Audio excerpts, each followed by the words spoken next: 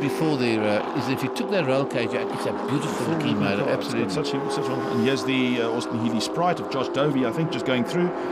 Dion Hutton, and then Mr. Bailey's car. I don't know if it's him driving there at the moment, or doesn't look like his helmet. Yeah. Doesn't look like his helmet, no.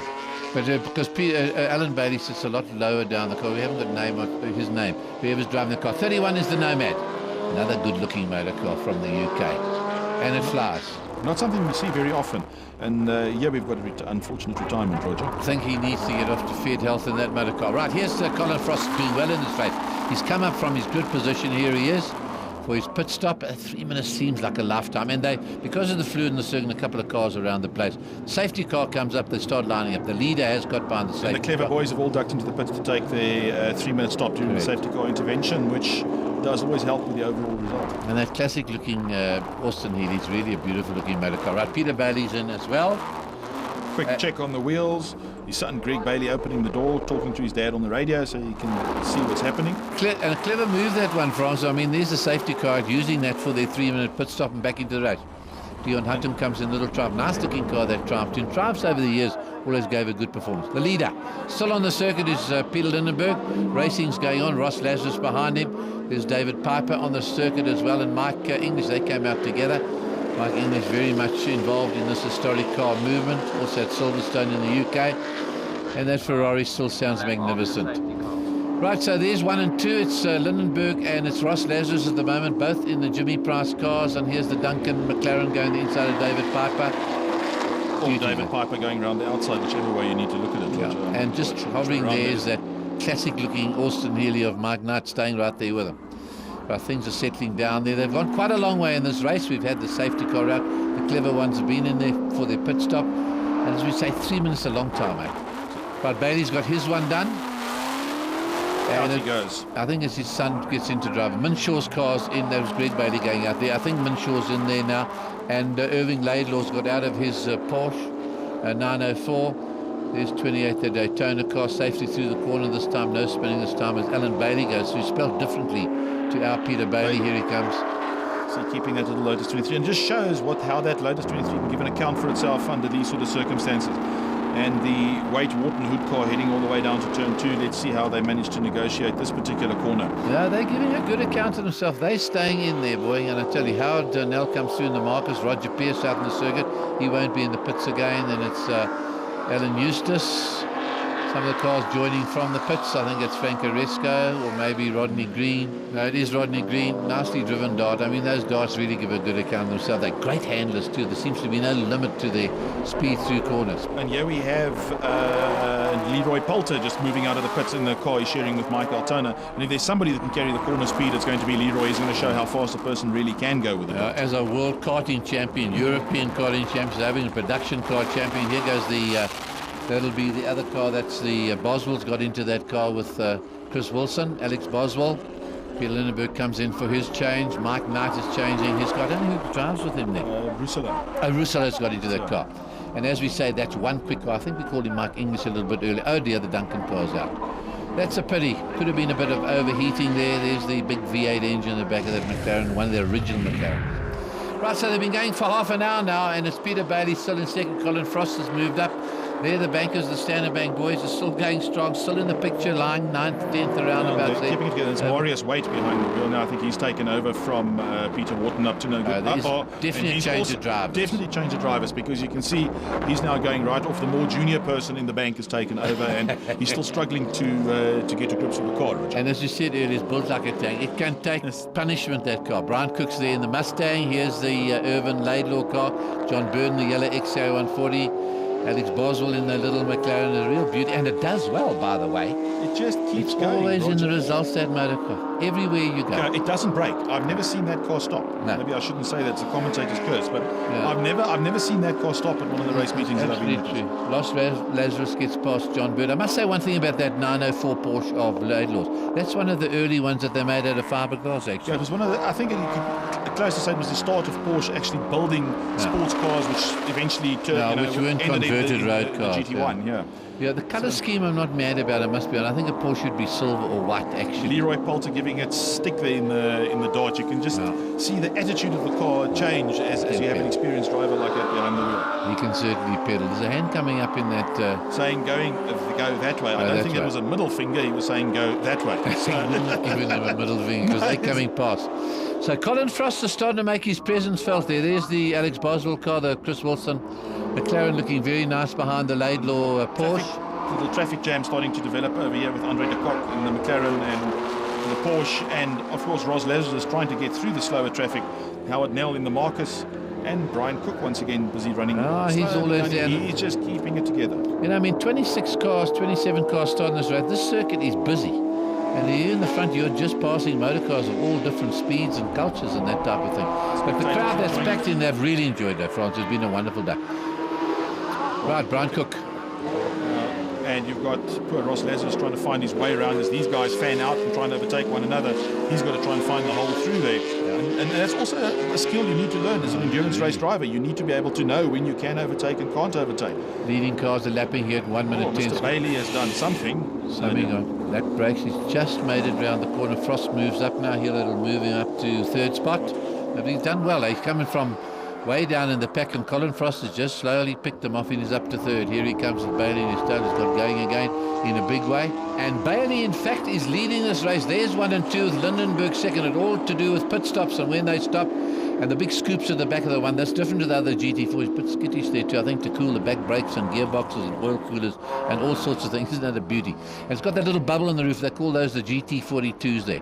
40, of course, is the height of the car. In inches, 42 is that little bubble so he can get his helmet and his head under the hood when they close the door. We're very close to drivers' heads. Leroy Poulter once again actually making up on those cars on tighter bits.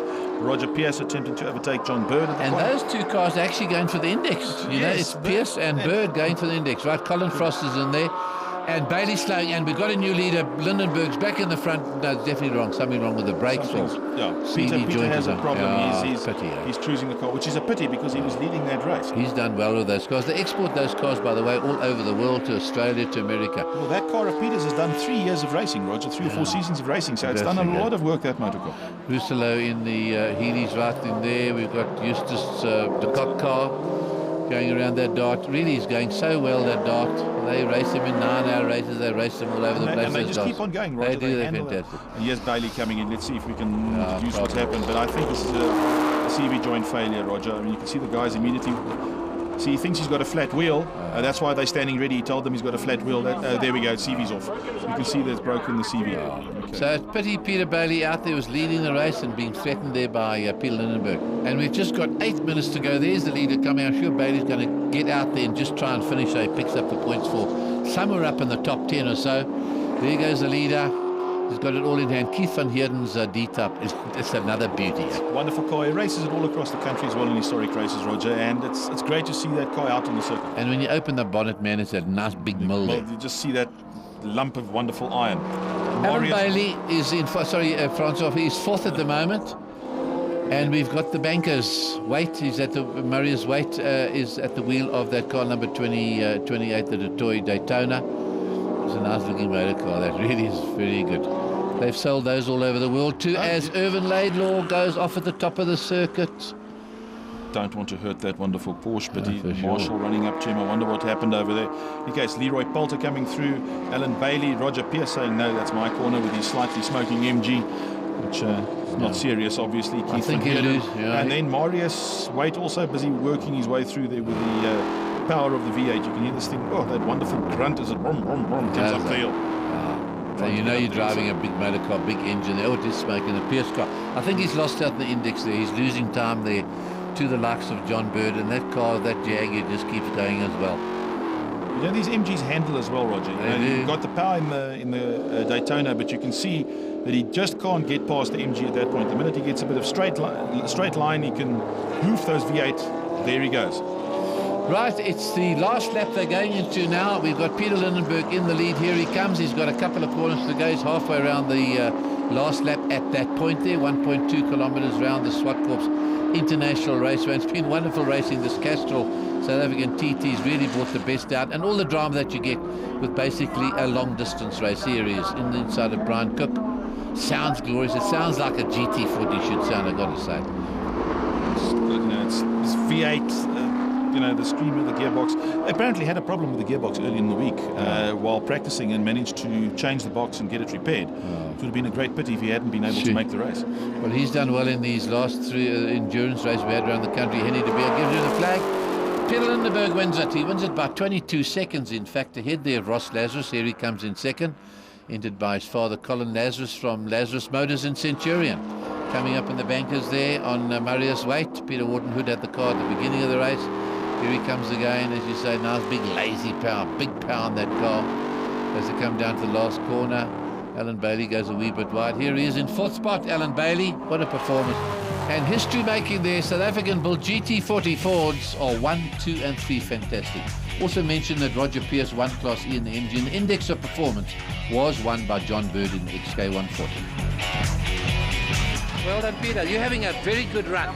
I am, but you need a lot of things behind the scenes to work in for a good run. You need talent too. You need a guy who can build a good car, and Jimmy Price has done a fantastic job of these cars. They've been first class from day one. That's it, on the button all the way. And you need a good team of mechanics. My technicians have been wonderful. Every change I've asked, they've made, and the car just got better and better and better and better. And by the time I did the 3rd lap of this race, I knew that chances were I could make it. Ross Lazarus, this is your best position, eh? Well done. Yeah, thank you very much. Nice drive, you enjoyed it? It was a good drive. That 3-minute pit stop was the longest 3 minutes. Sitting there, and then you go out and all the adrenaline's gone. You got to get that adrenaline back. Those first few laps, it takes a lot to, start going again. But then I found when Bailey came in, my team said, no, I can take it a bit easy, which helped a bit. And then, I just brought the car home. Very good. Well, you did very well. I must say, Lazarus cars, 1 and 2 GT40s, and another South African car, a GT40s, Colin Front. Colin, you're always in the pictures, we always say there you are, and a 3rd in the TT. Thanks. First of all, I'd like to thank the whole Bailey team. After our accident yesterday with the Cobra, what happened? I spun in the rain in the oil, and the Cobra took the whole back of the car. And we worked till 1 o'clock this morning to get the car going again. And then I used the safety car to come in early. I saw the safety car board come out on top of the boulevard, so I came in early. Now let's see if Mark du Toit and the chef can make it 2 in a row against some of the other top drivers in this field. I mean, it's 8 laps, it's 30 cars on the circuit. It's a packed field. No, it's really a full field. It's great. It's absolutely wonderful to see the sort of number of competitors in these cars. And Mark's got Sorrel right on his tails. They come towards us. It's Mark du Toit on the left-hand side, the Chevy. The Ford Mustang is Brian Rollings. There's the barn, a little Anglia. And Davy Olafier's on the inside. Sorrel now has pushed himself up into 3rd spot. That's where he was on the grid as he comes now. Look, he gets very close. And Mark just keeps him out there, makes his car wide and going around the outside. Hopefully is Brian Rollings. What's going to happen? Is he going to take him? He's looking like he's... Now it's a drag race. Yeah, big drag race. It's Ford versus Chevy, as it should be. Here we go. Sorrel's waiting for that opening. Let Mark move over one little bit. He's going to be through. And Mark's holding his line there big time. Sorrel's trying another trick. Go around the outside. He's going to wait for it. Squirm as he breaks. And there we go. Now he's going to... and Mark's got it. Yeah, he's got it. So he's hanging on. Davy Olafier's hanging on to 3rd. He's done well. That's shooting back his halls too. I wouldn't say it's got the greatest brakes, what we've seen in the past, but Davy's giving a good account of himself there. Rollings on board with him now. Always in the picture, will be in the results at the end, will Brian Rolling. But he's got the best seat in the house at the moment. Absolutely. Here we've got 3 V8, 4 V8 leading Denzel Barner in that little angle. He's only got V8s ahead of him. And look at Olafier. Right, they're coming down the hill now. Sorrel's going. Is he going to pick a spot, or is Mark going to be able to hold him off there, Francois? I don't know. Let's see what happens, Roger. This could take a little time. And Mark's... if Mark stays on the line, drives the car, it makes it very difficult for Sorrel to get through. I mean, yeah, absolutely. Davy looks like he wants to take a peek at Sorrel there, but I don't think he's close enough. And they are painting lines, Goodyear lines all over the circuit. They are on the limit here, and they're lapping at good times. I mean, they're doing 15s here in those big saloon cars. Those are quick times, Roger. Oh, no, Peter Grove comes through, and then we've got... it's Colin Ellison in the Julia. That's a new one from normally in the GT. And then Mike Bishop there, and then we've got Ben van der Westhuizen in the little Cortina right there with them. That's a drag race. Here's Sorrel. He's picked his moment. Is he going to be able to do it? Mark's on the outside. You do nothing about it. Sorrel goes over the curb. Is his normal line through these. On the inside, he's going to hold his line. And now he's going to take it because Mark can't get across there in front of him in that car, Roger. There just isn't space. So it's given Sorrel the line. He knew what he needed to do to get there, and he just put the car there. And now Mark's got even more work to do. It's big, spectacular stuff. They get these cars sideways, boy. Two big heavy motor cars, well driven by these two. Sorrel van der Merwe's gone in front. Mark du Toit's right on his tail. You can hear the crowd. Love the crowd. You can see on the pit wall the people waving. They love this, Roger. You can hardly find these drivers after these races. The crowds come around them just to stare at them, actually. But so, they just throw the cars. You see that? They just hurl it into the corner there. So the good old Chevy there against the Ford. It's a Ford in the front of the motor. It's a 7-litre Ford. I mean, it's a big motor. Ben van der Westhuizen. There we've got 145. And Myers once again in the figure-hugging Mini going around here, car number 38. Number 11, the Alpha of Johan Botha. He's also right up there in the fray at this point in time, racing with the guys. They're having a wonderful time. Then Frank Copping comes with the wee Renault. There he is now. 35 is Vic Peachy's car.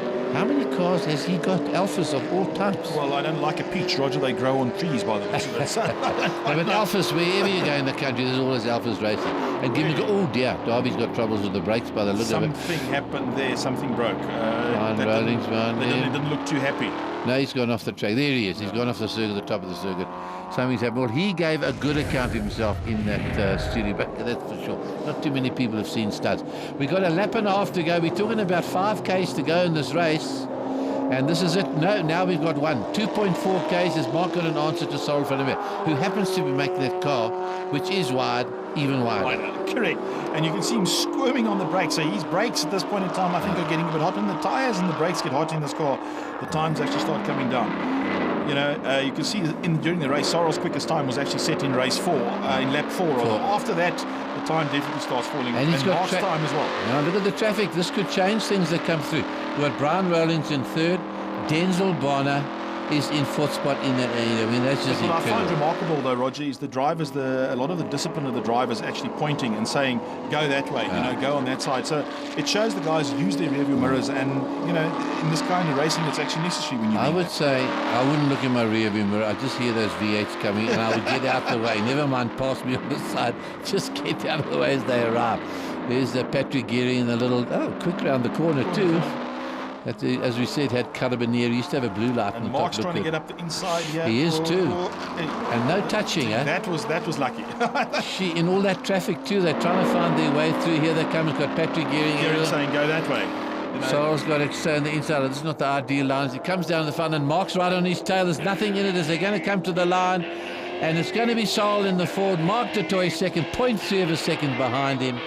Then we've got Brian Rowlands will come through in that Mustang, and then Denzel Bonner, head of Peter Grove in the Jag, and Colin Ellison, a very good driver in the Julia. There it is. Well, Denzel Bonner, in fact, got the Drive of the Day award, a fantastic performance by him, and then Colin Ellison did very well there in 6th with Frank Copping 8th overall. Fantastic racing once again. Sorrel, you weren't in the front after the first lap, and then you sort of worked it out where you're going to get on Mark, and from then on, I didn't think you're going to stay with him. He was right on your tail the whole way. Well, I try not to screw up this time, so I sort of succeeded in that, yeah. It was difficult, but, we've raced a couple of times together, so he knew where I was going to try and get through, and he tried to block, so it was quite nice trying to get through. And at the end of the day, you had to sort of make a gap because Mark wasn't leaving anything. Just watching it, we could see you working it all out, where you're going to just muck him a bit and then get him. I had to play various options because he had most covered. So. Well, you learn anything from this, Mark? You must be, from a master like Sorrel? Yeah, we're having a great time, and I knew in the beginning that Sorrel would be quick, and I was blocking him on the back straight there, but he got through in the end, and then towards the end I was thinking, his tyres and his brakes are going to get hot, so I'm going to stick right with him, and at the end we were very close, but like you said, it's very hard. There's not much room for both cars. Here's the final race on this program, race 2 for the Goodyear Pre-72 International Sports Pro Drive. Those beauties out of gate, and let's see if that Ferrari can pull it off this time ahead of those two Chevys. Got a bigger engine, got a V12 motor, and we'll just see what it can do. 17 cars are starting this race. Grant Obel in the front, goes to the front.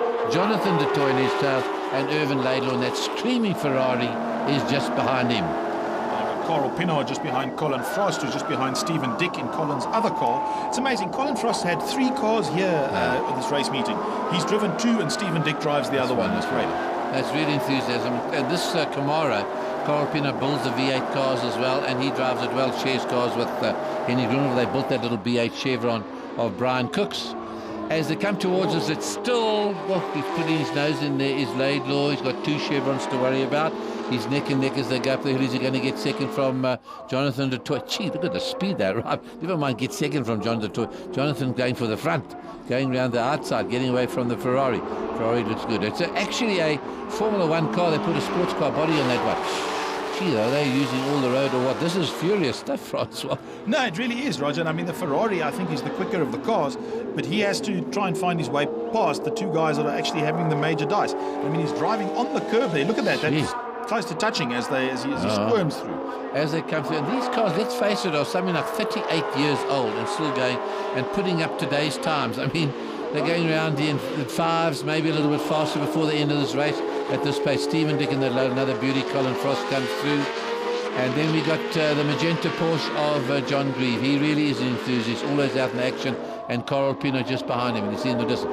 Here's the Ferrari going to the front. So we've got a new leader. This is my turn. Yeah, and that scream just lets him know this is a Ferrari you're racing against. And it's a 3-litre car against 2-litre Chevron. Let's face it. Doesn't it look wonderful? Irvin Laidlaw brought a lot of cars to South Africa. Let's hear what he's got to say.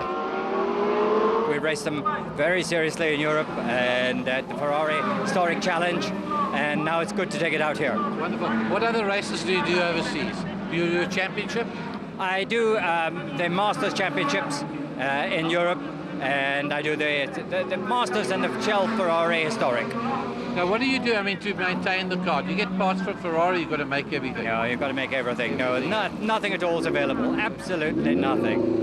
And it's very, very difficult. I bet it is, and very expensive to run a car like that. Well, I've had a new engine on order now for 2 years, and maybe we'll get it this season. And getting it from who? From Ferrari? No, from Modena Motorsports. And I gave them a block, and I gave them a crank, and I gave them bits.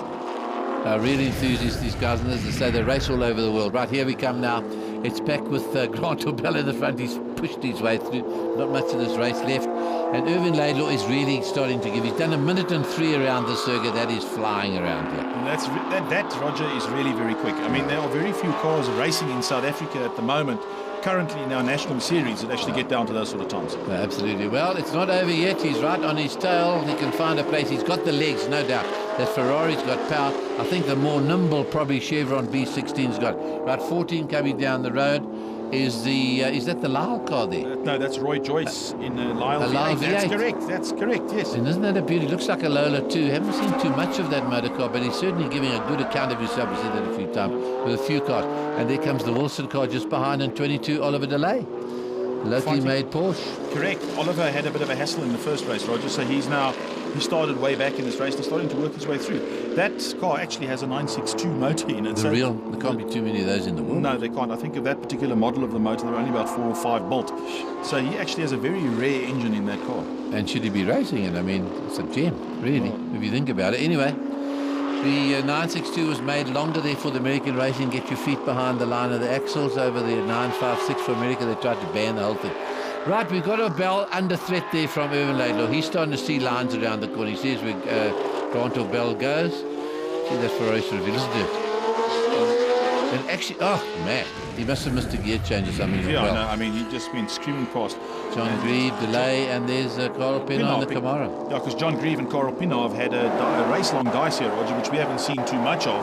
But Oliver Delay now coming through sort of got involved between the two of them. You can see Carl's right up on the backside of John's car. I'd like to see which way this race actually ends. Not far to go in this race at all. Delay goes inside the auto. That's Veron Pappas, another quick driver we've got in South Africa. We've got a lot of talent in these events. I must say, Veron Pappas, the karting champion. Have we got a new leader? We have, and it's on his last lap. He's got a lap and a bit to go, and that is Irvin Laidlaw. Listen to it.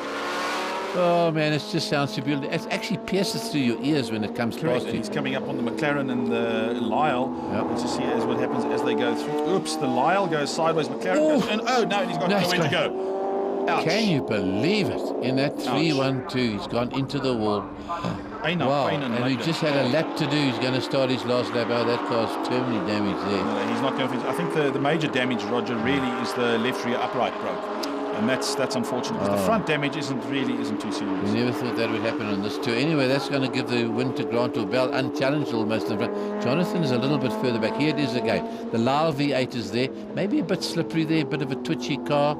And then the Wilson car gets sideways. He goes in front of Laidlaw. Natural reaction. There's no room for him to try and correct. He goes into the wall and that damage is done to the car. I think it'll be the last time we see that car on this tour. As the winner goes on his way, Grant Bell is going to get the double for the day. Coming up in the Automo Variant Papas, there's the Wilson car. So here's the winner.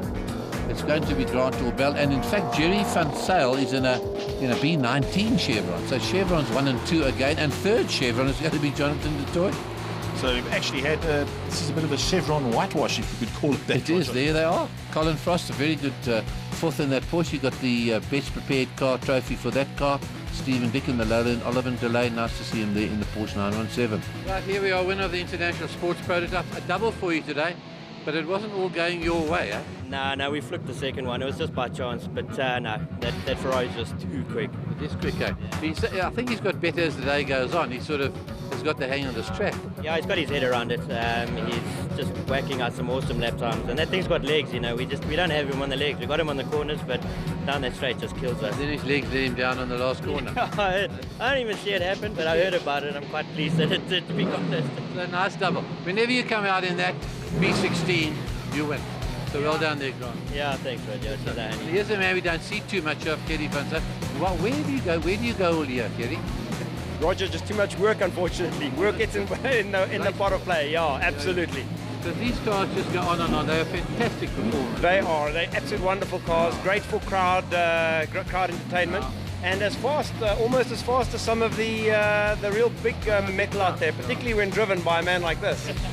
And all this action in Legends of the Nine now brought to you by Execuline, by Castrol, and also by Goodyear. And if you enjoyed this motor racing, next week on Rapid Motion Africa, more international action, World Series of Formula Juniors, we've got Trans Am production cars and historic touring cars as well.